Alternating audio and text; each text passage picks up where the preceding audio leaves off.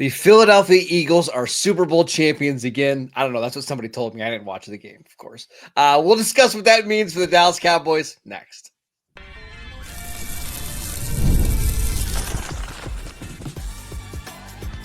You are Locked On Cowboys, your daily Dallas Cowboys podcast. Part of the Locked On Podcast Network, your team every day. Welcome back to the Locked On Cowboys podcast, part of the Locked On Podcast Network, your team every day. We'd like to thank you for making us your first listen of the day. Today's episode is brought to you by FanDuel. Right now, FanDuel customers can get $150 in bonus bets if you win your first $5 bet. Welcome back. I am your host, Marcus Mosher. You can follow me on Twitter at Marcus_Mosher. Joining me today, as always, is Landon McCool.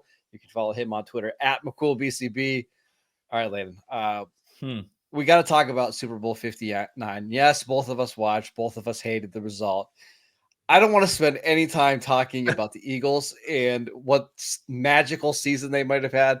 Instead, I want to make this about the Cowboys because I saw their fans last night talking about how Dallas sucks after winning a Super Bowl, which tells me all I need to know. Yeah. What do you think the Cowboys can take away from watching the Eagles this year? Because I saw a lot of people saying that this is a referendum on the Cowboys and the way they do business. Do you agree? I mean, I don't know that it's necessarily a referendum, but I think it certainly is proof to the point that the way that the Eagles do business can work. You know, I think listen, this is what happens every Super Bowl, right? Every Super Bowl is always a referendum on something or a declaration that this type of offense is this type of defense is back. And that's just not usually the case, right? Like the way that these playoffs happen, the way that the runs happen, teams get hot, that's more, has to do with the kind of the results here, I think. But look, I think the one thing that can't be denied is that,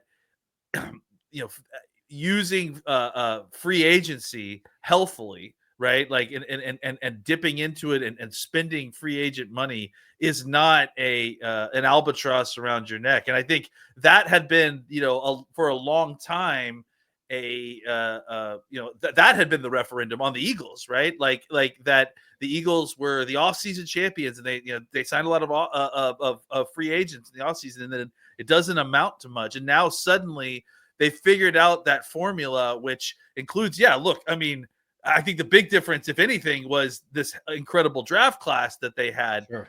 But the point being that, like, it's not either or, it's both, right? And I think that's what the Eagles proved, if anything, and maybe that's more where the Cowboys should be trending, as opposed to abandoning draft and develop as a strategy. Yeah, I think drafting and developing is still the number one thing you need to do in terms of team building, right? Like, that's the way that you build the core of your roster. But if you look at the Eagles last night, 8 of their 22 starters were acquired via trade or free agency over the last 3 years. That is a big portion of your starters, and a couple of their all-pro players, including Saquon Barkley and Zach Bond, were free agent additions this year. There used to be this stigma with free agency that, hey, you're going to be overpaying good but not great players, and the teams that are spending in free agency are typically the teams that are bad. I don't think that's the case anymore. I think you need to go out in free agency and grab 2, 3, 4 starters because you just can't get it all done during the draft. Well, and I think that, you pointed it out, like, it's not coincidental that, like, the key members of that Eagles defense, I mean, and offense, really, most of them were drafted, right? Or traded for, right? Like, assets, in the draft to kind of obtain. Undrafted free agency is where they kind of sprinkled in all the extra talent they needed at other positions where they could get it cheaply, like running back and linebacker, like 2 positions that notoriously, kind of wear out over time. So if you're able to kind of go and find a top end free agent there, maybe that makes more sense because you could do it a little bit cheaper than trying to spend big money on a left tackle in free agency or saying so. I think that there, like I said, there are ways to do this that are smart. I think the Eagles have found that. And I think if the Cowboys want to take something away from him, it's maybe, adjusting their strategy towards more free agency, but not overcorrecting in that error. Like looking at how the Eagles are doing it and realizing that, the Eagles went through this methodology a lot of different times and it didn't work. And it wasn't until they kind of found the right balance that it sort of really kind of helping them out. So I think the Cowboys need to do something similar. Take a look at their own formula, make adjustments, not swing wildly the other way, but adjust, right? Make some adjustments there. Well, and what's frustrating to me is like you look at some of the moves they made, let's say over the last 2 years, like signing Dante Fowler. That would work. Signing Eric Kendricks. He performed way better than his vet minimum contract. Signing Malik Hooker. Trading for Brandon Cooks. Trading for Stephon Gilmore. Like all of those moves work to at least some degree. We just want them to do more of those. Like you have to go out and spend $35 million for T. Higgins in free agency. I don't think Cowboy fans are asking them to do that. What they want to see is more of these deals in the $3 to $7 million range to build up your depth, so you're not having to rely like on a second round defensive end as a starter or a third round linebacker as a starter in year one. Like that's what I think Cowboy fans just want to see.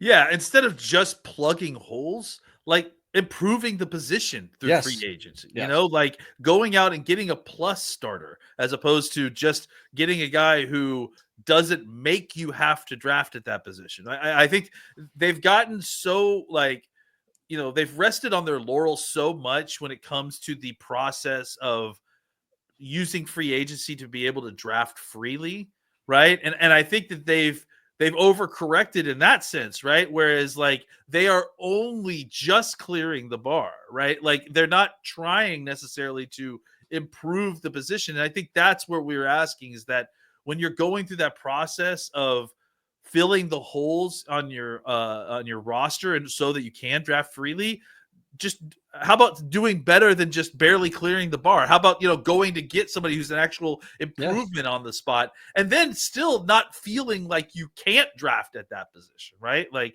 I think that that's the thing, if anything, like, free agency draft, like, there's a spectrum there that needs to be kind of found somewhere. I think the big thing is that don't ever stop trying to acquire good players. Like if you can afford to, like, don't just settle for, starter level folks. Like if you've got a position that's, okay, or that can use some work, find other ways to improve it. It doesn't necessarily have to be a $10 million starter, but like, don't be opposed to it being a $10 million starter either. Right. Well, the thing is, like, I don't understand this strategy that they're currently using would make more sense if they've been burned by a lot of free agents over the last 5 to 7 years. But like, who is their worst free agent signing? Let's say of the last decade. Like, I can't even. Was it like Cedric Thornton? Maybe that they signed at like $5 million a year. It's even worse than that, Marcus. It's even more ironic than that because the signings that they've been burned on have been their own reasons. The guys that they think that are. The guys that they pay early that shouldn't probably be paid early, right? The Terrence Steele's, the Jalen Smiths, those type of guys. Which, look, I kind of empathize with the Cowboys front office there, right? Like, because honestly, they're trying to do the smart thing here. I give them some slack there. Like, at least they're being aggressive. Exactly. Like, the rest of it, I don't understand. But here's the problem is that they got burned by like 3 or 4 of those deals in a row. And they kind of have just taken it to mean, well, we're just not doing free agency anymore unless we absolutely have to. So, I think that they've learned the wrong lessons after being burned by Jalen Smith and some of these other contracts, right? That didn't work out when they tried to sign them early. So, I think that shouldn't, bleed into their thinking with unrestricted free agents because, like you said, they've had a lot of success, doing that. I think there are examples, the example that I can think of that comes to mind that didn't quite work out the way you wanted to is Brandon Carr. And it's like, Brandon Carr played every single game for them and was a good corner. It's like, even if that was your worst signing, he never missed a game and was an above average starting corner that you paid $10 million a year. Yeah. It's a case where the Cowboys aren't exactly burned, like completely busted out. It's just like, oh, you didn't get exact full value on the last unrestricted free agent. Well, sometimes that happens, but that doesn't mean you didn't get good value from that player. And I think that's the issue, is that the Cowboys would rather win the contract than just get solid play out of a guy that, okay, maybe you overpaid him a little bit, but at least you got solid play. The alternative is not necessarily better. The last thing before we move on, I'm just so tired of hearing about the pie and not having enough money when the Eagles have this amazing defense, an amazing offensive line, and they're paying their quarterback $50 million a year. They're paying 2 top 10 wide receiver salaries, a top 3 running back salary, and a top 4 tight end salary. Like, I know it's convenient, and yes, you can make it look like, I know they're moving money around, but the goal is to win. And sometimes it just feels like the Cowboys are trying to make it.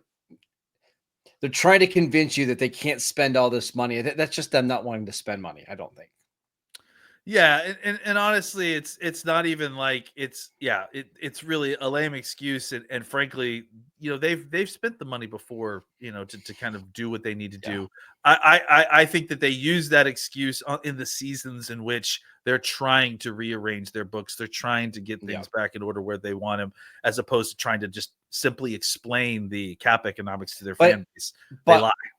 They do, but in the seasons where they're going all in, like I think the 2023 or 2022, 2023, I'd rather them go all in than, hey, we're going to be 75% in. Yeah, no, absolutely. Let's not use all of our assets. Let's not restructure every contract, because we want to make sure that we have some flexibility in the future. Just go try to actually win something. The hang around the rim thing needs to kind of be tempered with every once in a while pushing your chips in, and I think that's what we have missed these last few years.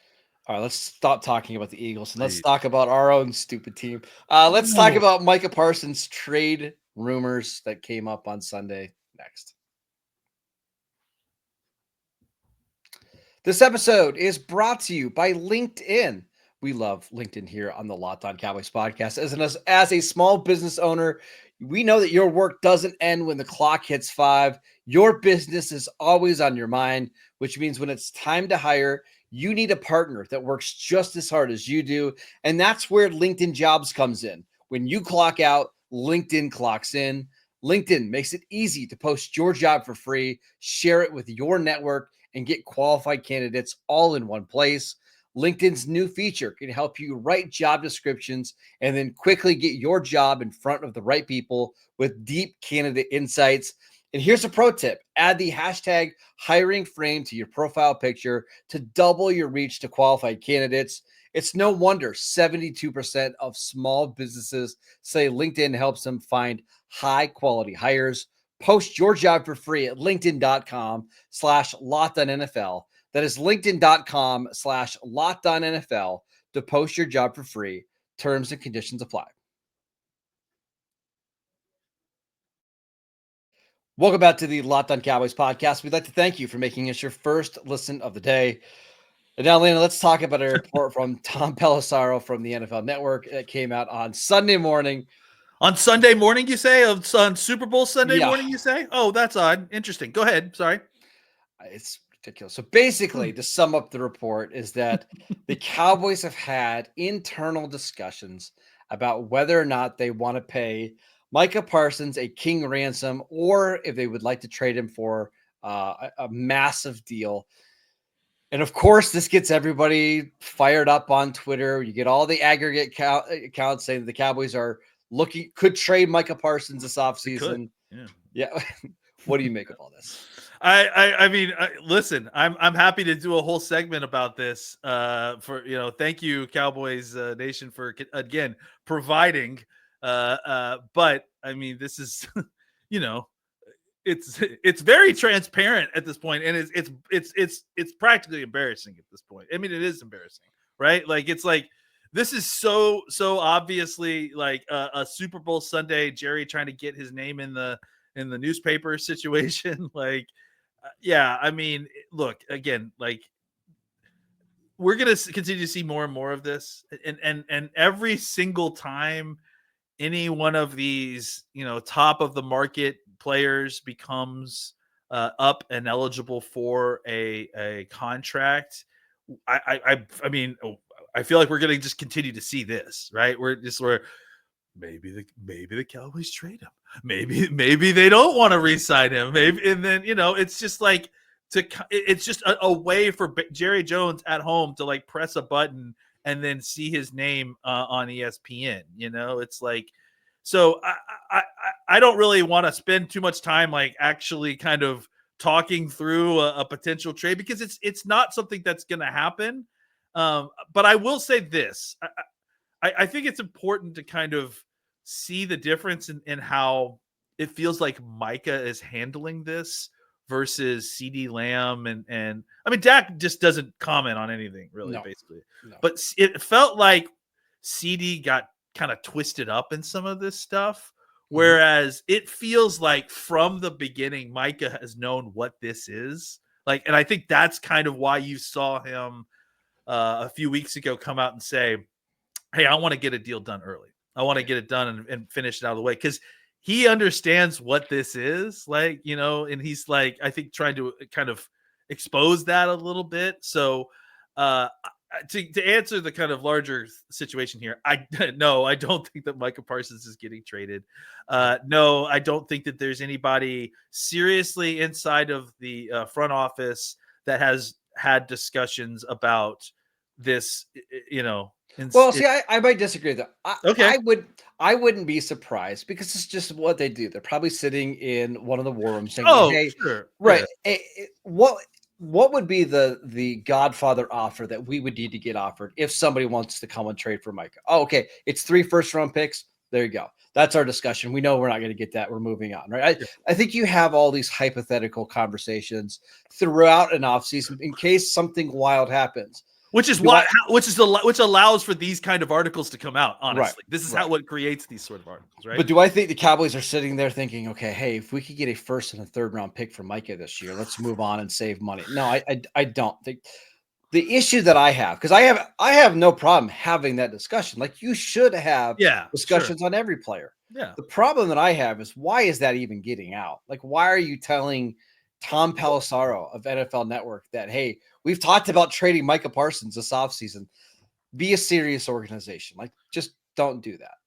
Yeah, I mean, again, and look, I don't know what I don't know what the conversations are between Jerry and Micah. Again, Micah seems Micah's incredibly media savvy. Like, I think he gets exactly what's happening here, right? So I'm not so much concerned about it, but I do wonder, like, is this something that like they talk about, or is this like an agreed upon thing?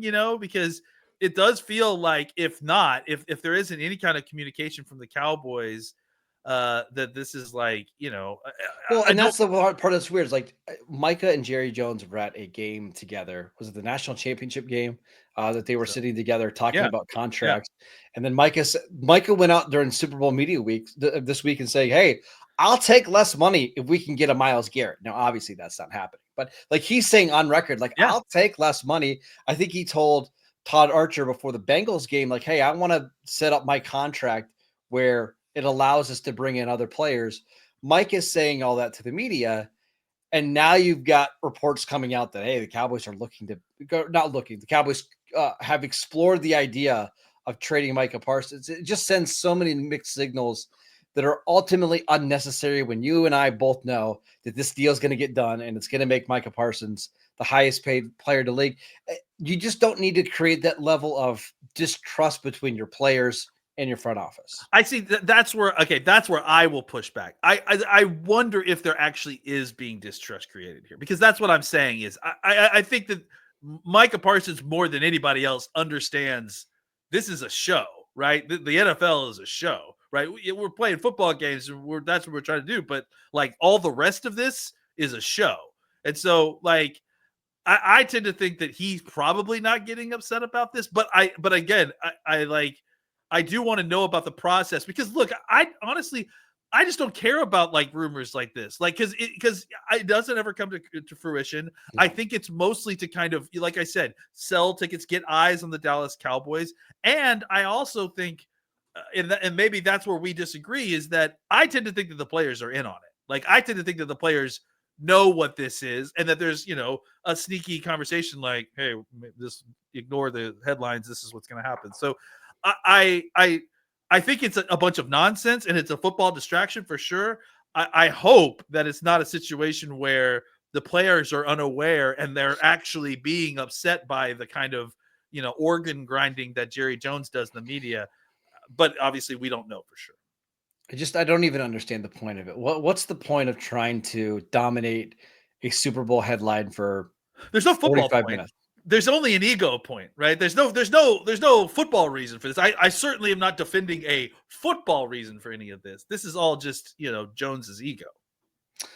One of the things that's frustrating, we're going to get to some other Cowboys news, is that I feel like the Brian Schottenheimer hire did not get Cowboy fans excited, right? But over the last week, they've put together a really good staff, and I think people have kind of slowly been getting back into this team. And all of a sudden, you see this Micah news dump, and it's like, come on now, like what? Why can't they just continue to just kind of continue this positive momentum? I don't know. It was when it popped up on my phone, I'm just like, I rolled my eyes because we know what's going to happen, but it just seems so unnecessary. Jared, to me, again, like, you're not wrong, and I think for Cowboys fans, I think you have to just put Jerry aside to this as a sideshow, right? Obviously, he's the GM. Obviously, he's making decisions, but like, I think right now we just have to realize that he's a carnival barker, right? And that it's a big show, and it's very loud and it's bright, but it may not have a ton to do with the actual football stuff that's happening. Hopefully, and I think the football stuff that's happening has actually been kind of slow drips of positive development. Let's talk about some actual Dallas Cowboys news that I at least am excited about. Let's talk about the Cowboys making another interesting hire next. This episode is brought to you by FanDuel. When the game tips off, the NBA action is just getting started, and there's no better place to get in on the action than FanDuel, America's #1 sportsbook. With FanDuel, you can place live bets throughout the game, so even if you miss the opening tip-off or you just want to bet on a fourth quarter comeback, you can stay in on the action. And if you're looking for a bigger payout, you can even combine your live bets into a same-game parlay.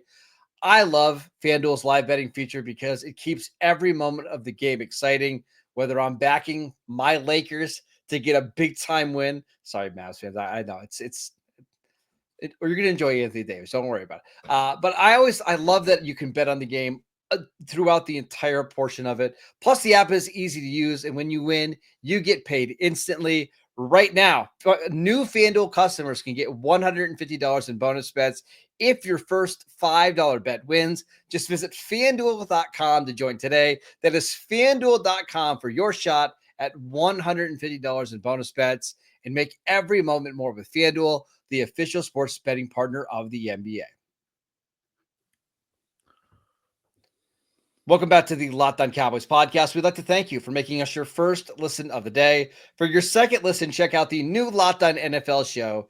2 shows every single day. One in the morning with Tyler Rowland, one in the afternoon with Tony Wiggins, available wherever you get your podcast. All right, Lena, let's talk about the new wide receiver coach for the Dallas Cowboys. That's Junior Adams, which maybe not a lot of people know of him, but pretty good track record, and the second college coach that the Cowboys have hired this offseason. Yeah, I mean, again, like, this is kind of what I was alluding to last segment. It feels like on the football side of things, the Cowboys, and one of the things we talked about with the Brian Schottenheimer hire is that he really needed to try to find a way to assemble a good staff, right? Because that is where we felt like the biggest difference was going to be. Schottenheimer himself is not necessarily a super well-known, charismatic, offensive genius type head coaching candidate. So you needed, for the Cowboys fans to start feeling better, for you to start feeling better about the team, you wanted to see him assembling a good staff. And I think we've done that so far. And especially on the offensive side, we've seen some really interesting stuff. And this one is another one. It's very similar to what we saw with the kind of the offensive coordinator coach with the offensive line coach, where they're reaching into the college ranks and pulling up a guy who has obviously mostly had college experience, but has had a lot of very positive college experience. I mean, this guy, he was at Oregon last year. The year before that, he was with Washington. And before that, he was with Eastern Washington. And if you could go back in your mind and think, through the last couple of draft classes, this guy has coached some incredible wide receivers, going back all the way to Puka Nacua. He coached Cooper Kupp. Cooper Kupp called him, I think, the best wide receiver coach in the world, if I'm not mistaken. He coached all three of those Washington guys, Roman Aduas, Dunze, yep, Jalen McMillan, and Jalen Polk, yep. And then on top of that, obviously had Tez Johnson this year as well. Troy Franklin last year, so that's right. And Franklin, that's right. He had Franklin last year. That's because he was there. So. Yeah, so I mean, he obviously has a ton of experience developing a bunch. I mean, those are all. Think about those guys, right? That's a lot of different body types, right? Very different body types. I got another receiver he coached. Yeah, he was I believe he was the wide receiver coach when Cedric Wilson was at Boise State. Oh wow, okay, so another Cowboy great. So and then on beyond that too. Speaking of Boise State, right? It sounds like he got his, just to kind of go back to Cowboys connections.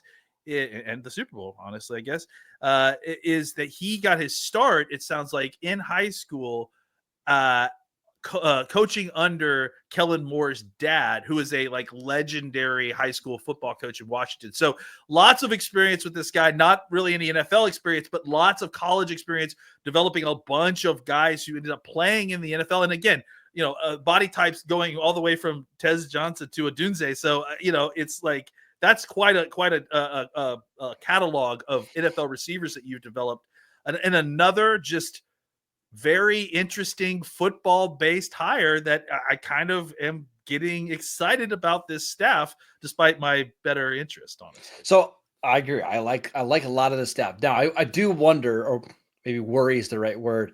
It's a lot of coaches in new positions and a lot of coaches that haven't coached in the NFL before. Like Clayton Adams has never been an offensive coordinator before. Brian Schottenheimer has obviously never been a head coach before. Their new offensive line coach has never coached offensive line in the NFL. Or maybe I think he was the assistant offensive line coach with the Colts. I do wonder if there's a chance it's just going to take this unit a year or so to kind of get up to the speed of the NFL. Yeah, I think that's a legit question. I mean, I think you can also throw in Nick Sorensen, right, as a guy who, I mean, he's been a special teams coordinator but it's been a couple of years, and he was a defense coordinator last year. So swapping back into those special teams coordinator shoes may be difficult. I think it's a fair question. I think the other side of that to me is, how do you break through, right? Is that you find new areas in unknown, right? And I think that's what you're doing here, is that you're betting on these guys bringing something to the NFL that isn't there currently, right? So I think that's kind of how you find new areas, right? Is that you create different combinations, you find different folks with different ideas, and then you explore those ideas. If they keep, if they kept on trying to hire the same retreads for a lot of these different spots, it's like, oh, now we're just trying the same pieces, just arranged in a different way. By adding in new blood and new ideas, I think that's where you create different angles for a lot of these players, that maybe suddenly player X really, really blossoms under this new scheme. So I think that it's good to see them kind of branching out schematically and also just how they're hiring these folks to get more and new ideas into the building, because that has obviously been an issue with this team in the past. We'll see if this ends up being a good hire or not for the Cowboys. But I remember back to the Texans game that the Cowboys played this year on Monday Night Football. And do you remember Troy Aikman really criticizing the receivers, like how sloppy of routes they're running, how there's no urgency, how he thought those guys just had not developed at all? I don't think it's a coincidence that they moved on from their old wide receiver coach and went out and got somebody completely new from a different scheme. I'm curious to see if these guys fit with Junior Adams, and I'm curious to see how they develop, because I do think things have gotten kind of stale in that wide receiver room.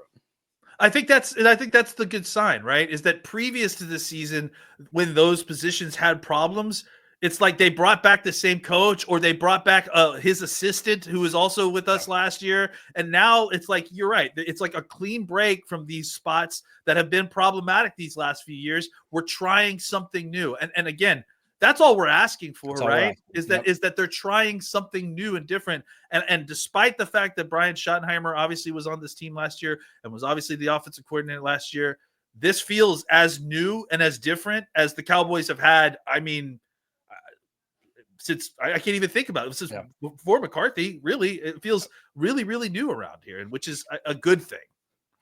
That is it for today's show. We want to thank you for making Locked On Cowboys your first listen every single day. Go check out the channel on YouTube. We post videos every single day over there. I highly recommend subscribing and watching Locked On Cowboys rather than watching some of the big network shows this week. You're not going to like any of the content that's on there anyways. Come watch Locked On Cowboys, and we'll help distract you for the next couple of weeks, because you don't need to watch what's going on over there. Go follow Landon on Twitter at McCoolBCB. I'm at Marcus _Mosier, and we'll see you right back here tomorrow.